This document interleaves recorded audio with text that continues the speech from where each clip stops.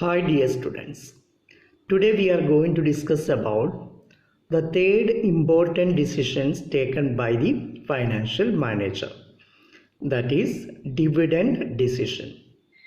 When you talk about dividend decision, first we should know what is dividend. We already know what it is. The part of the profit which is distributed by the company to its shareholders is known as dividend. We know that debenture holders will get interest, same way shareholders will get dividend. So whenever company make a profit, from the profit only the shareholders will get a dividend. So part of the profit which is distributed by the company to its shareholders is known as dividend. Now when you talk about dividend decision, so whenever company having surplus profit, whenever company having sufficient surplus profit, the company either can distribute it as dividend or part of the surplus they can retain in the business for future use. That means we know retained earnings. So how much surplus profit should be distributed as dividend and how much should be retained in the company for the future purpose. That decision we will call the name dividend decision. So dividend decision means how much of the surplus profit should be distributed as dividend to the shareholders and how much should be retained in the company for the future use. So retained earnings is how much, dividend should be how much from the surplus profit. That the financial manager have to decide. That decision is known as dividend decision. So when you think about the factors affecting dividend decision, when your financial manager going to take dividend decision, he should consider some factors. Blindly he cannot take any decision. He should study very well the situation. He have to study well, then only he can take the dividend decision. That means how much is the dividend and how much is the retained earnings.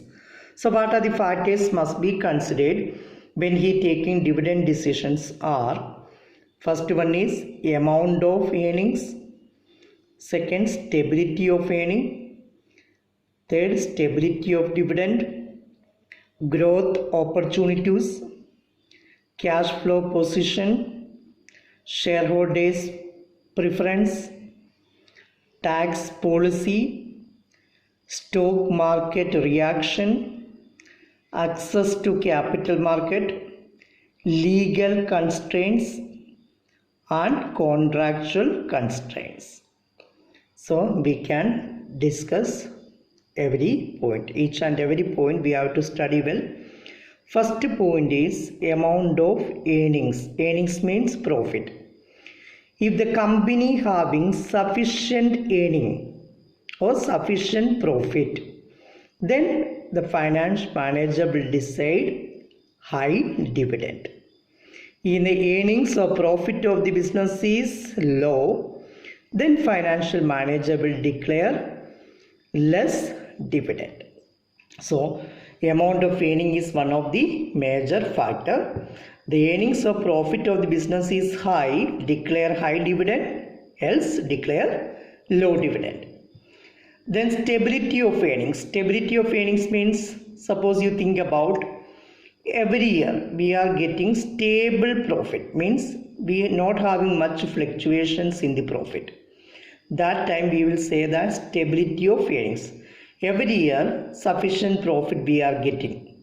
In that situation, company will declare high dividend, else company will declare low dividend. Suppose 1 year is profit, next year is loss, and another year is loss, like this. So some years are loss, some years are profits. Then there is no stable of earnings. So stability of earnings is there, then we can declare high dividend, else we have to declare low dividend. Then third point is stability of dividend. Stability of dividend means some companies have the habits to declare stable dividend every year. Such policy any company is following, then they have to follow that, because otherwise the shareholders will not be satisfied. So if any company having stable dividend policy, they have a policy that every year dividend have to be paid to the shareholders. Stable dividend, the dividend percentage is same. If they are following such a policy, then they are declaring the same dividend every year. Okay, otherwise the shareholders will not get satisfied. Then next point is growth opportunities. Growth opportunities means the company is preferring to develop their business in future. Means they want to expand their business in future. If they want to expand their business, they need more money. So in that situation, they will retain earnings will be more. They will declare less dividend. So the profit, more part they will keep as reserve or retained earnings. That retained earnings they can use for the expansion of the business. So in that situation, they will declare less dividend. Okay. Next, cash flow position. So business cash inflow, flow of the cash is sound or good, then company will declare high dividend. Suppose cash inflow position is not good, so company have to maintain some retained earnings.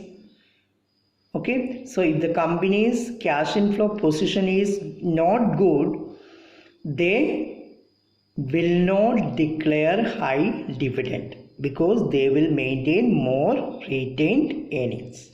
Okay, the next point is shareholders preference. Some company we have to consider, financial manager should consider preference of shareholders. The shareholders what they demand, means some shareholders may be rich, so some group of shareholders may be rich, some shareholders may be not in a good position, they are expecting some dividend from the investment. So we should consider this point. If the shareholders are rich members are our shareholders, then company will not declare dividend much. But our shareholders are expecting dividend, they are not in a sound position, they will always expect a dividend from the company. In that situation, we will declare more dividend than the retained earnings. So we should consider what are the expectations of the shareholder before declaring dividend. The next point is taxation policy. We know that the dividend is not a tax deductible item.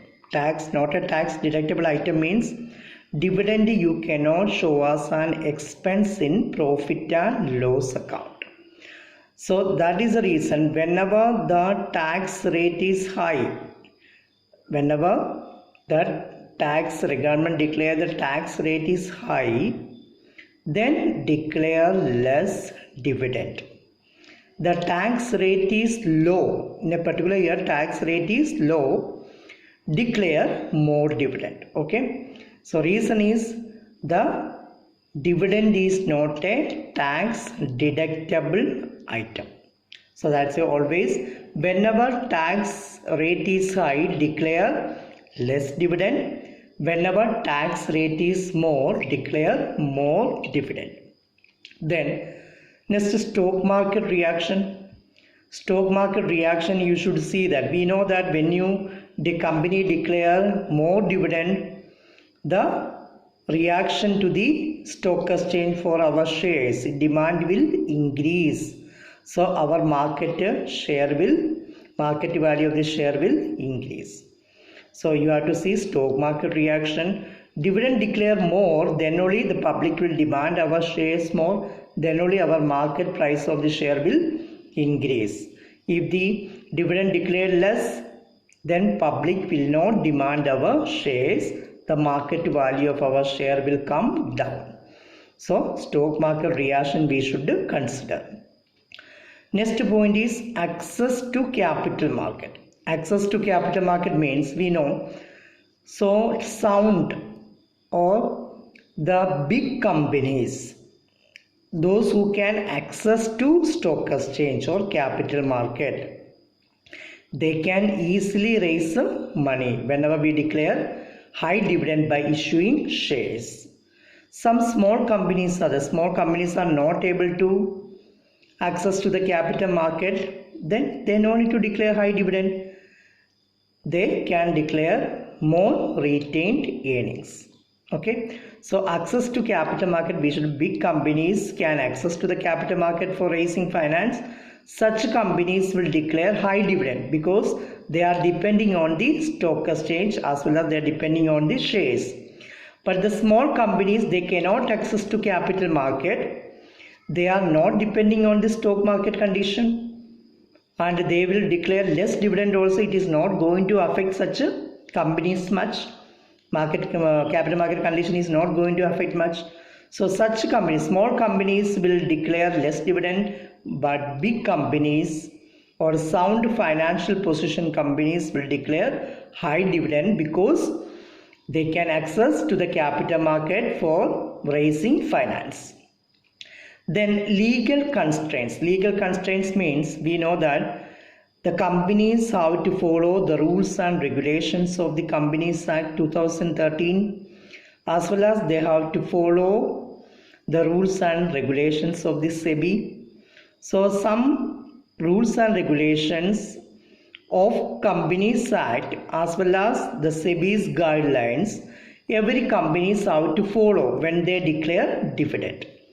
So blindly they cannot declare the dividend. They have to follow the rules and regulations of the Companies Act as well as they have to follow the rules and regulations of the SEBI before declaring dividend. And the last point is contractual constraints. Contractual constraint means some companies are borrowing money from outsiders. So whenever we borrowing money from outsiders, at the time in the contract they will mention some conditions. Example is they will say that you never declare dividend this year. Such kind of any contractual constraints are there. Then based on that contract you have to declare less dividend. Okay. So contractual constraints means some companies are borrowing money from outsiders. They will mention in the contract some restrictions. You cannot declare dividend this year much. So such kind of any restriction already given in the contract, the finance manager should consider that contractual constraints when he declare the dividend of the company.